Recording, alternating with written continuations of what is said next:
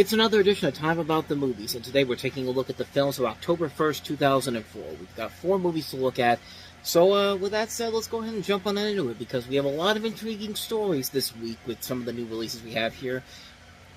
Personally, with this next one, because I've talked about it before, but if you haven't heard that, let me go ahead and tell you about the story of Shark Tale.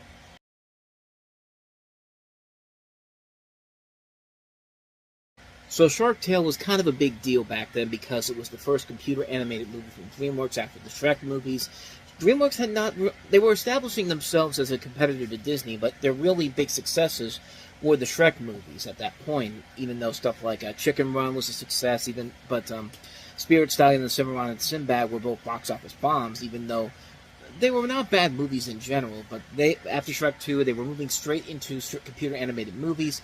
So this was kind of a big gamble at the time, especially opening a movie in October, which back then was seen as a dead zone for family films in general, because obviously the kids are back in school. But the story here is that you have an underachieving fish named Oscar, played by Will Smith, who falsely claims to have killed the son of a shark mob boss, played by Robert De Niro, in an attempt to advance his community standing. Oscar teams up with the mobster's young son, played by Jack Black, to keep up the facade.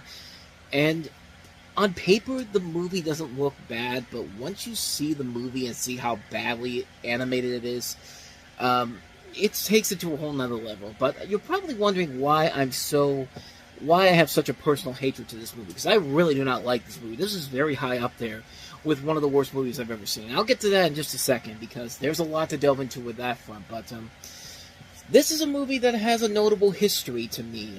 This is a movie that, when I saw it in theaters, I've talked about the story before. This is a movie that I actually broke my pinky finger watching the movie in a theater, and I've done a longer video talking about this as part of the Reviewing Network Live. If you want to go ahead and take a look at that, I'll leave the video for it up in the corner.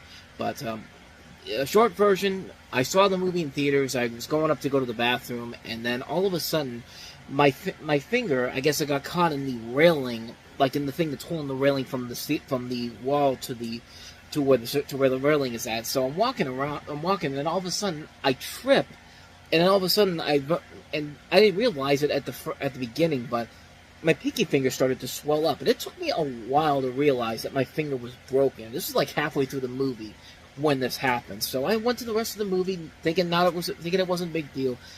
Left the movie theater, and then I realized that my mother realized, actually, because she was the one that had to come get me at that point, that my finger was broken. And luckily, there was a quick little Med Express right across the street from the movie theater. They were able to take care of it pretty quickly, and they gave me a splint. So I spent the next couple of weeks with the splint on my pinky finger, waiting it to get better. And I've been lucky enough to have never gone to the emergency room for any big serious injuries, even though before this, 4 years prior, I did get a fishing hook caught in the back of my foot, but that's also in that longer video I was talking about. But yeah, so that's kind of why this movie has kind of a lasting memory to me, because this is a movie I literally broke my pinky finger on, and didn't realize it until I got out of the theater. And luckily, as you can see, no problems whatsoever after 20 years, so yeah, it was a really, really odd situation that happened on that front, but yeah, so that's kind of why I've had a bad experience with this movie in particular, but not just because of what happened with my finger, but the movie itself is pretty bad. I mean, it's a lousy film. The animation overall is really terrible, considering this came from the same people that had just done the Shrek movies. For the animation to be as bad as it is here, it's awe-inspiring how bad the animation is. Not only that, the comedy isn't funny, the story is very generic on a number of different elements. It's just not a good movie whatsoever. It's a lousy film. It was criticized for using Italian-American stereotypes, which, yeah, they're all throughout the movie. The characters aren't memorable. The characters are all detestable. Even the characters you're supposed to like you're supposed to like Will Smith. You're supposed to like his girlfriend because she's supposed to be the voice of reason, but even she is not that good of a character. Angelina Jolie's character is completely wasted. I mean, she's nothing there but imagine Jessica Rabbit, except she didn't have any character or charisma to her whatsoever. That's this character in here. Like, she's straight up working for the bad guys because Oscar rubbed her the wrong way, I guess. That's literally all the reason why she's bothering to even be involved in this movie. But Hey, luckily Jack Black and Angelina Jolie, who are both in this movie, would star in a much better DreamWorks movie about 4 years from now called Kung Fu Panda, which we'll get to that one eventually. But, yeah, the movie is bad. The pop culture references are really bad. Like, they aren't even trying. The movie literally begins with Katie Couric. You know, Katie Couric, get it? And then they do a whole thing where it's just like, Russell Crowfish, Jessica Shrimpson. Like, it's about as bad of a CG animated movie as you can get. I mean, it's the first real bad CG animated movie. Nothing about it works. It's not funny. It's not clever. The animation is terrible. The story is a mess. Not a good movie. Just not a good movie. And nothing of value to it whatsoever. It is high up there in my worst movies of all time list. Not just because of what happened with me in the theater, but just because the movie itself was just so terrible. I mean, it has not held up well in the 20 years since it's been released, unfortunately. So, yeah, I would say skip this one. But good news is that DreamWorks would rebound quickly with their next movie, Madagascar, but we will wait until the summer to get to that one. But until then, we move on to our next movie, a much better movie that has held up very well after 20 years. John Travolta and Joaquin Phoenix in the firefighter drama, Ladder 49.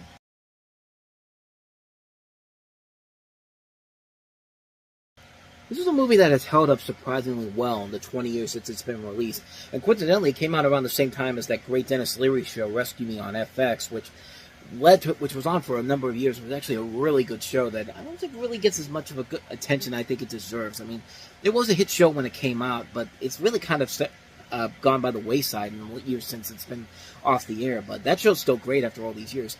This is a really good movie that has held up very well after all these years. You have Joaquin Phoenix as a Baltimore firefighter who's trapped inside of a warehouse fire and his recollection of the events that got him to this point. John Travolta is the person who plays his superior in the movie. You also have a cast that includes Morris Chestnut, Robert Patrick, Balthazar Getty, Billy Burke, Jacinda Barrett, Jay Hernandez. Really good cast in general here, and the movie really is a good action, a good drama in general. I mean, it reminds me a lot of Backdraft, which came out about over 10 years prior to this. But Backdraft, Ladder 49 have a lot of very different, similar aspects to them, except that one's more star-studded, has more of a longevity to it, like in terms of its runtime and all that. This one runs at an evenly paced film. It's just a little bit under 2 hours long, and it definitely delivers with both Joaquin Phoenix and John Travolta giving these really solid performances. The fire scenes in here are very cool to watch. You can tell that they used a lot of practical effects in this movie, and it's a very good, engaging film in general, where you're watching this guy who was just trying to survive in this situation here, even though he really doesn't want to. There's a part in there where he really sees that he's suffering through a lot of traumatic experiences from a number of different things that have happened over the course of his life. And it's an interesting character study in general, and really shows what Joaquin Phoenix would eventually do with his career going forward, because he would do Walk the Line, of course, and then he'd win the Oscar for Joker 15 years later. It's a really good movie that I don't think gets the proper respect it deserves. It's a really good film, really cool fire sequences all around, and two really solid performances with John Travolta and Joaquin Phoenix working very well together. It's one that doesn't get enough attention. I think it's a very good film that definitely deserves a lot more attention. Definitely seek it out. Ladder 49 is definitely a film that I do recommend checking out. So let's go ahead and move on to the next movie, and that is T.D. Jakes' Women Thou Art Lucid.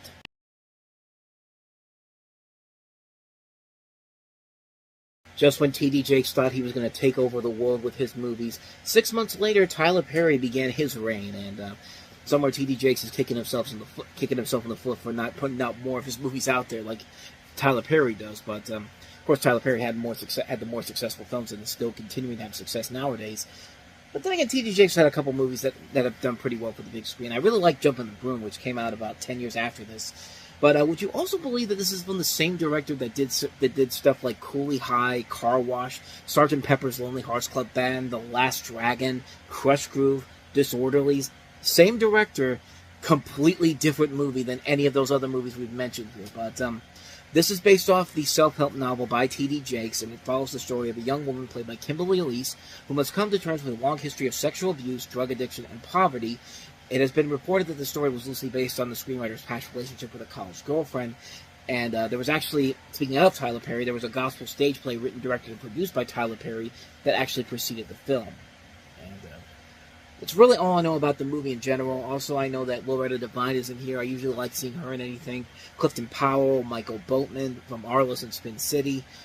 That's pretty much about it, because honestly, I have not seen this movie. I like the people involved in it, so there's a possibility that this could actually be something worth watching, but, yeah, I've never seen the movie before, which is kind of a rarity nowadays, because it seems like I've seen most of the movies that we talk about on here, and then we get to something like this, where I know it existed, I just never really had the interest of watching it in general, so I can't really say anything about the movie. It's gotten mixed reviews in general, nothing that really says, I gotta see the movie for this reason or that, but it did lead to a sequel later on down the road, so I guess there is that, but, besides that, though, there's really not much more I can really add to this, because, like I said, I haven't seen it, so I can't really say if it's good or not, but, did well enough to get a sequel, so there's at least that, but, with that said, let us move on to the last movie, a movie I have seen, and that is David O. Russell's I Heart Huckabees.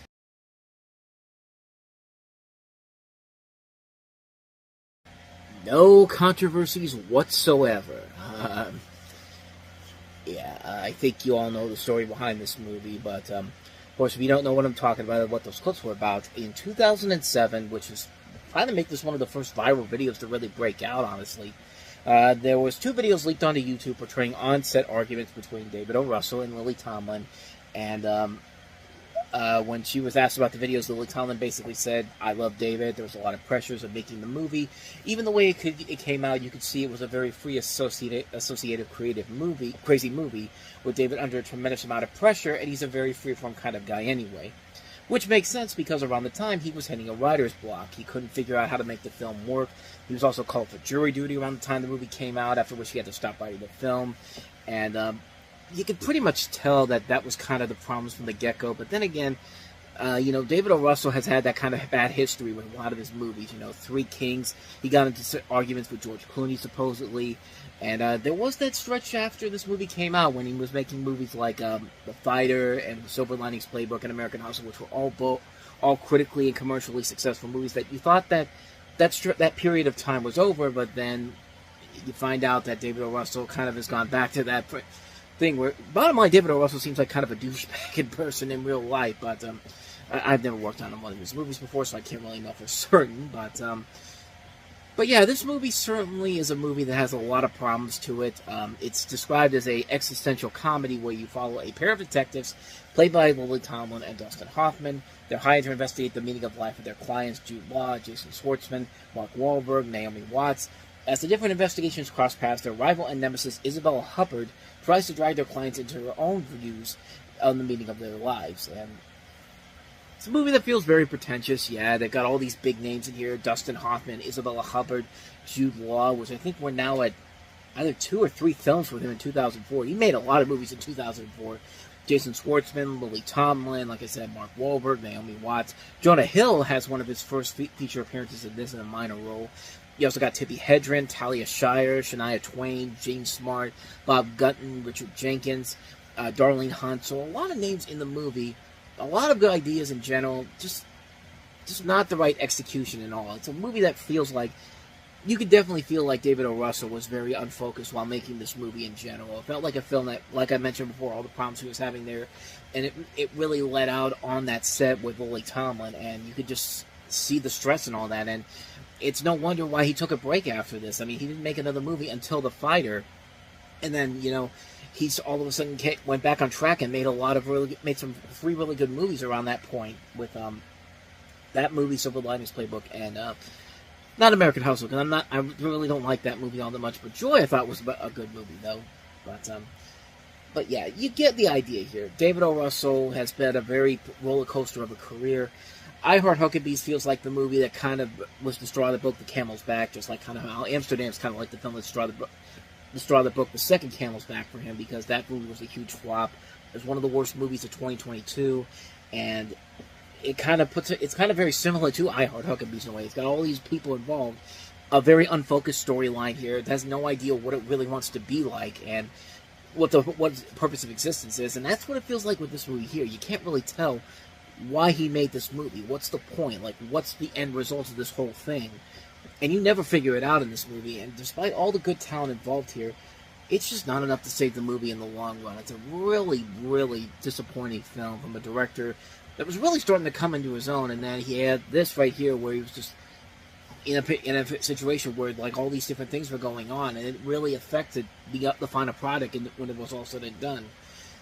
Just not a good movie. Just not a very good film. But those moments those bloopers make it's not good if those outtakes there are much more memorable than the movie itself. And so with that said, we wrap up another edition of Time About the Movies. Next time we meet, we'll take a look at 3 more movies, including Billy Bob Thornton in the sports drama Friday Night Lights. We have Queen Latifah and Jimmy Fallon in his first film after leaving Saturday Night Live, Taxi. And also Hilary Duff in Raise Your Voice. So we'll take a look at those 3 films on the next episode. But until then, thank you so much for watching, and if you want to see more videos like this, please hit the playlist on the next page, check out the previous episode, and also don't forget to hit the like and subscribe button if you want to see more videos like this on this channel. So don't go too far away, because coming up on Time About the Movies Flashback, we're wrapping up 1988 with the 1988 leftovers. I've got the list here. A lot of movies to look at, including Daffy Duck's Quackbusters, a lot of the Hanna-Barbera Superstars 10 movies, Alien from L.A. with Kathy Ireland, Michael Jackson's Moonwalker. We have a lot of films to look at on Time About the Movies Flashback, and that'll be the season finale of that show coming up in just a little bit after this, so stick around.